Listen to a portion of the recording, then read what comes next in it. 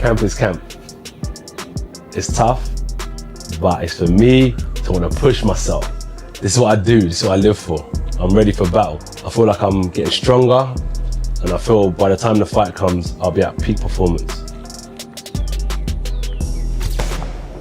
One more.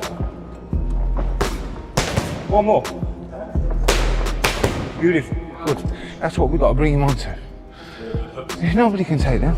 It's unbelievable how far and how wide sports can take you and the things that you get access to. Anthony Joshua has kicked off the opening day of his training camp as he prepares for his clash with Jake Paul, now aimed for December 19th. With a matchup now locked in, Joshua isn't wasting a moment, refining his skills entering camp with sharp focus and the mentality of a former heavyweight king. Jake Paul, despite his debated journey from online star to pro fighter, has shown he can attract massive spotlight. But this time, he's stepping in against a proven force with elite, top-level experience. Vegas, the second leg of the training camp. I'm feeling energized, I'm feeling refreshed. So yeah, come inside, have a look what's going on. Tough training, tough lifestyle, rough and tough. But listen, how else would I want it? I love it. So what am I bringing differently? I wouldn't say a new mindset, but definitely like a new perspective. But ultimately, everything new has to lead to a win. So yeah, that's what I'm focused on right now, just winning. With training camp, it's grueling, like there's no doubt about that, but you just need to have a clear mind and be optimistic and run towards challenges every day. And that's how I'm able to get through, is just the perspective I have on what suffering looks like. There's a certain standard that one has to have if they want to achieve certain things. I am working past efforts, measures that I set out for myself. Yes, it's tough. Yes, I'm tired. Mike Coppinger revealed that the matchup between Anthony Joshua and Jake Paul is locked in for December 2025 in Miami and is set to air on Netflix as an official heavyweight contest. We mentioned earlier that Anthony Joshua still didn't have an opponent for his next fight, but he was thinking of still fighting before the end of the year.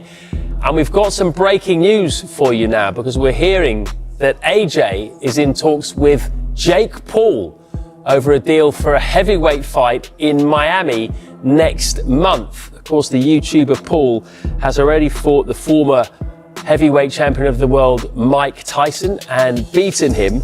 And he's now in talks with Anthony Joshua with a view to the two of them fighting in Miami next month. Eddie Hearn has pushed back on those claims. He also verified that the fight is happening, stating it will take place under Queensberry rules rather than as an exhibition match. He made it clear there won't be altered conditions like bigger gloves or shorter rounds. It'll feature 10-ounce gloves, set rounds, and follow standard pro boxing guidelines. Telling Ring Magazine, Anthony Joshua, your man, and Jake Paul are finalizing a deal for a December heavyweight fight in Florida. True or false? I mean, the gun was jumped a little bit and fired early. There have been conversations. For us, we were flirting with the idea of having this little 8-round fight this year. Not with Jake Paul, by the way, because he was fighting Gervonta Davis. Yeah, that's no. But we were going to go on a other card somewhere. You wouldn't have really heard of the person we were going to fight. But AJ wanted to go through the motions, wrap the hands, and just gear up to what is really in the works with Turki Al-Sheikh, which is 2 fights in 2026, and that includes Tyson Fury. That's the plan for Turki Al-Sheikh. We received a phone call from Nikisa Baldirian, from MVP, who, by the way, we've spoke to a few months before talking to us about the fight. And he said, look, would you want to fight Jake Paul? And I said, listen, I don't want to just be a publicity muppet for you, you know, telling everybody that you offered the fight to Anthony Joshua. If you're serious, we can discuss the numbers. And if there's a chance for us to run out in December and, you know, take care of this bloke and get him out of the boxing world and make several tens of millions in the process, of course, we will consider it. And that's basically where we are at now. And do the numbers stack up? Of course, I mean, like, you know, it's difficult to have this conversation. I think sometimes you just need to... He explained to Sky Sports that they have no interest in exhibition bouts. If Paul wants to step in It will be a real contest at an agreed weight. However, Hearn also stressed that the agreement isn't finalized. He says the odds are still 50-50, noting there are plenty of discussions left to settle. Extremely dangerous for Jake Paul. You know, I've got the general feedback is the boxing world saying, please AJ, go in and evaporate this young man from the boxing world so we can all get on as normal. You've got Jake Paul fans thinking bizarrely they can beat Anthony Joshua. And the most bizarre thing out of everything is that Jake Paul genuinely believes he will beat Anthony Joshua. I think that's the only reason we're going to see this fight, but I truly believe Hearn labeled Paul as reckless of chasing the fight, despite Joshua being a true heavyweight powerhouse, highlighting the massive payday both fighters stand to earn. Still, he stressed the severe danger of putting the inexperienced Paul against a veteran like AJ, warning it could be a disastrous mismatch that might seriously harm Paul's career, either physically or reputationally. Jake Paul, Anthony Joshua 50-50 fight, what do you make of that? Yeah, I just said in another interview, great if it is. I mean, if it is, then you've got no problem seeing it. But when AJ, I mean, decapitate's a strong word, but you know, when he renders Jake Paul unconscious like he did to Francis Ngannou, don't then say, oh well, it was Jake Paul. Do you know what I mean? I mean, when AJ beat Francis Ngannou, Ngannou just had a fight that could have gone either way with Tyson Fury. Then AJ poleaxed him, and everyone just said he's just an MMA fighter. Do you know what I mean? Jake Paul's not Francis Ngannou. But as I said before, if you want to see Jake Paul exit the boxing world. However, Hearn has admitted that Paul's approach involves targeting professional boxers who can offer a massive payday. Well, AJ, ever so quickly, I watched Jake Paul the weekend. I feel a bit dirty saying that because I'm not a fan of his, but he did say after the fight that he's sort of having DMs or he's dropping text messages to AJ. They're having a chat about a potential fight. What's your view on that, Eddie? Well, look, he's calling out Gervonta Davis, who is a 135-pound lightweight, and he's calling out Anthony Joshua, that's a heavyweight monster. I think Jake Paul is crazy enough to fight Anthony Joshua because the money would be absolutely obscene. It's a catastrophic mismatch that people would tune in to watch because it would lead to the end of Jake Paul. Hopefully not literally, but it's that dangerous that, you know, it's a fight that I don't think should really happen, if I'm honest. I would say about Jake Paul, and I've said this in a couple of interviews today, I do think you start after giving him a margin of respect. You know, I think this guy is going through the motions, he's putting the hard spars in, he just went 10 rounds with, yes, a washed up fighter, but a former world champion that did train for that fight. But they're very clever in terms of the opponents that they pick. They're not going to gamble unless the money's out of control. And it wouldn't surprise me if Jake Paul, wanted to move forward with an Anthony Joshua fight. Honestly, AJ's coming tonight. He's not exactly looking at Jake Paul going, oh, that's my dream opponent. Would he go in there and give him a hiding for, you know, a massive chunk of money? Probably, I'd be saying. Simon Jordan has admitted that even with his criticisms, the Anthony Joshua versus Jake Paul matchup could have positive effects on boxing in certain ways. He acknowledges that the bout will draw enormous worldwide attention, introduce millions of new viewers, and open substantial financial opportunity for all parties involved. Jordan points out that boxing is a business, and a fight combining a former heavyweight champion with one of the biggest digital stars is almost guaranteed to attract revenue, media coverage, and mainstream interest. He believes the spectacle will captivate casual fans, generate buzz, and ignite debates, all of which maintain the sport's relevance. While he still questions the sporting legitimacy, he recognizes that financially and commercially, this fight could be a significant win for boxing. This is the entertainment business, and Anthony Joshua is an entertainer, and you can't undo the fact that he won the World Heavyweight Championship twice.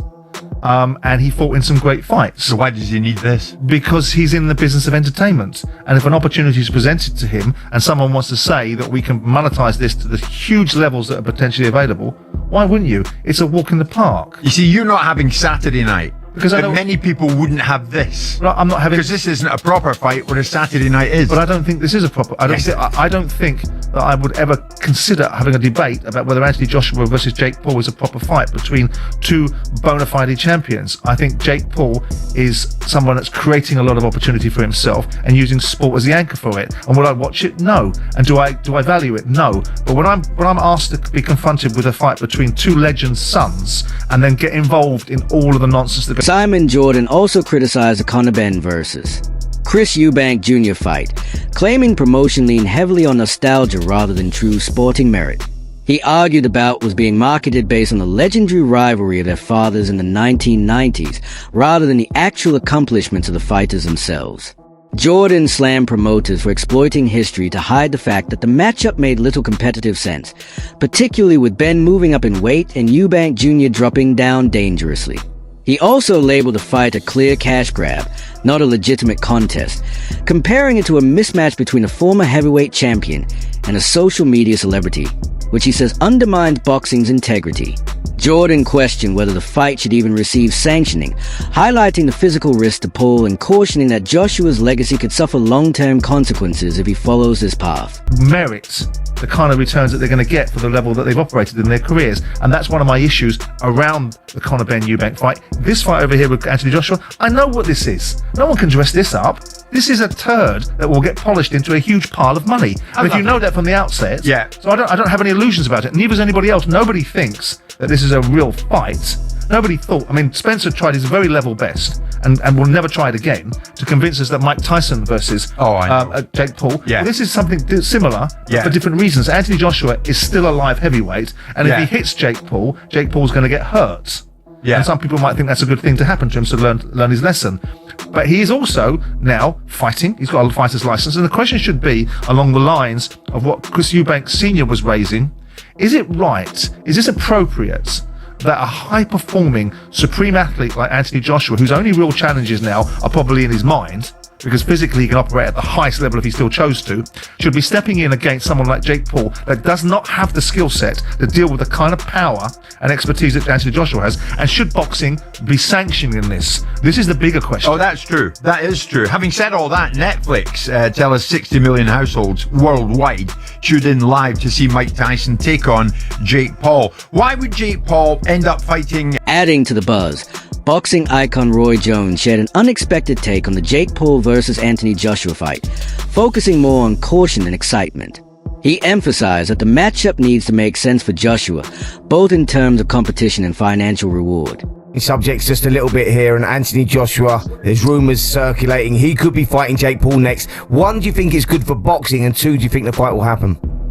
I think it's great for boxing. I think the fight will happen. AJ is 1-0 against these guys that come in to these boxing careers late. So why not? He's a perfect guy to take him out too. He took Ngannou out. Why would he not take Jake Paul out? And for him, he probably make more money fighting Jake Paul than he will fighting anybody else that he can fight right now. So why would he not do it? I mean, not that he needs the money right now anyway, but if he's going to do something, if he want to get a good win to put him back on the scene, that's perfect. Dave Ferrer and Spence Oliver weighed in on a growing public debate about a potential Anthony Joshua versus Jake Paul fight. The conversation heated up after Saudi boxing official Turki Alshik suggested the bout could be approved during a TalkSport appearance at Wembley. Alshik confirmed that Paul has verbally agreed to the fight and expressed his wish for Joshua to dominate Paul in a decisive mismatch, framing it as a win-win test of legitimacy for both fighters. Bill, does he really want to smoke? I mean, he's got to be an idiot if he does, because Anthony Joshua, let's use this as a comparison. Francis Ngannou called Anthony Joshua out after pushing Tyson Fury the way that he did, and he looked at that and he went in there and he iced him in 2 rounds. Francis Ngannou versus Jake Paul, you got to go heavily on Francis Ngannou, haven't you? So what's going to happen to poor Jake Paul if he boxes Anthony Joshua, this Olympic? Mike Copinger has voiced serious concerns over the proposed Anthony Joshua versus Jake Paul fight, suggesting that Paul seems more motivated by the massive payday than by genuine sporting merit. Copinger notes that talks are ongoing but still face significant obstacles related to broadcasting deals and official sanctioning. He highlighted that Joshua represents a huge step up in size, power, and elite experience compared to anyone Paul has previously faced, making the matchup potentially risky. According to Copinger, while the commercial appeal might drive the fight forward, it raises major questions about Paul's safety, credibility as a boxer, and the overall integrity of the bout. There's a breaking story on Ring Magazine. Anthony Joshua and Jake Paul are finalising a deal for a heavyweight fight on Netflix in December in Miami. Sources tell the Ring Magazine's Mike Copinger. What do you make of that? Well, Anthony Joshua is talking about wanting warm-up fights before going into bigger fights, but look, It's prize fighting at the end of the day, and the way that Joshua will see it, and Matchroom and all the team, the fans won't like this, by the way. I don't like it. No, I don't like it either. But the way that Joshua will see it is as a money grab. He'll see it as an easy money grab. But at this stage of his career, is it a fight he should be taking? Nah, definitely not. Yeah, but it shouldn't be licensed because. Meanwhile, Paul's promoter, Nakisa Badarian, addressed worries about the size difference between Paul and Anthony Joshua, stating, "In terms of size, we can manage it," with Paul reportedly weighing between 210 and 215 pounds, compared to Joshua's roughly 252 pounds. Badarian argued that Paul's strength and rapid progress make the matchup workable. He emphasized that Paul's heavyweight experience against fighters like Mike Tyson, along with his ongoing skill development, gives him confidence in the ring. Across the boxing community, professionals have repeatedly voiced concerns about the fight's legitimacy, safety, and impact on legacy. While some recognize the financial potential, very few view it as a truly competitive bout. Mistaken, and 2 of his losses are against Alexander Usyk. Usyk weighed in at 220 pounds for those fights. Jake is not Usyk, a lot more years of experience needed to get to that level, but Jake walks around between 208 and 210, and he fought Mike Tyson at 228 pounds. So I think size-wise, we can get comfortable with it, and I think experience-wise, Jake is learning very fast and growing, and Joshua is a little long in the tooth. So it could be a very interesting matchup, and we're actively discussing it with Matchroom. Don't put it past Jake Paul. Anthony Joshua, as much as he's a monster, he's got a weak mind, hasn't he? So Jake could end up getting into it, because Jake's got everyone eating out the palm of his hand. He's a very clever man, so... You really think he's got a chance? Why wouldn't he have a chance? Look how confident he is. Mate, come on. Like, Anthony would have all the pressure in the world, and if Anthony didn't do him with the first 3 punches, he'd start doubting himself in his head, because that's what he does. But no, Anthony should win, shouldn't he? But what do you make of Tyson Fury saying that he's going to put $1 million bet on Jake winning by knockout? Tyson to leg it, lad. He's retired about 50 times. What's he on about, mate? Just tell him to leg it, and I love him. If he walked in here, I'd obviously... At one point, you were good friends. I'm still good friends, but obviously if he walked in here, I'd act like I'm not talking about him, but then on the camera I'm talking, you know? Is this not what we're on? Is everyone not fake, or no? We all... What are we on here? Are we all acting like we don't hate each other? Like, come on. Like what? You're on absolute smoke today. Former world champion George Groves has also rejected the notion of Anthony Joshua facing Jake Paul, seeing little sporting value in it. He believes Joshua deserves significant fights against legitimate contenders, not crossover events. Groves described such a matchup as low risk and low legacy, insisting that Joshua should either retire or wait for a mega bout with Tyson Fury, which he considers the only fight that genuinely matters for his career legacy. Still trying to convince people that he's a legitimate boxer. He's not a legitimate boxer. You've picked someone who was a professional boxer, whose dad was a legend of professional boxing. You might as well pick... The potential showdown between Anthony Joshua and Jake Paul highlights the key challenges boxing faces today, the balance between genuine sporting competition and commercial spectacle. For Joshua, it offers a chance to earn a huge payday and reclaim the global spotlight following setbacks in his heavyweight career. For Paul, it represents the biggest risk of his boxing journey, an opportunity to show he can compete with a true elite or reveal the limits of a career largely built on celebrity. Jake Paul, you've lost your mind if you think you can go toe-to-toe with Anthony Joshua. Listen, let's not get confused, guys. Let's not get confused. Yes, cool. Anthony, he took a big L with Daniel Dubois. But Daniel Dubois is not no joke, bro. He's not a joke. You know what I'm trying to say? He took an L there, but Jake Paul, I got the utmost respect of what he's done, how he's managed to navigate through the boxing world. Like, bro, it's so mad. And I can see this is like a 90%. It's happening, it's positioning, it's marketing already. Like, why would you see Jake Paul go face to face with Alexander Usyk if it's not to position for a fight for Saudi? Obviously, Jake Paul's gonna fight Anthony Joshua. There's possibly gonna be a Usyk against Tyson Fury 3, because obviously the last 2 were so close. But you never know. It can also be a Usyk against Derek Zazora. Do you believe Jake Paul has any real shot against AJ? Could this fight benefit boxing, or is it just a complete spectacle? Share your thoughts in the comments below.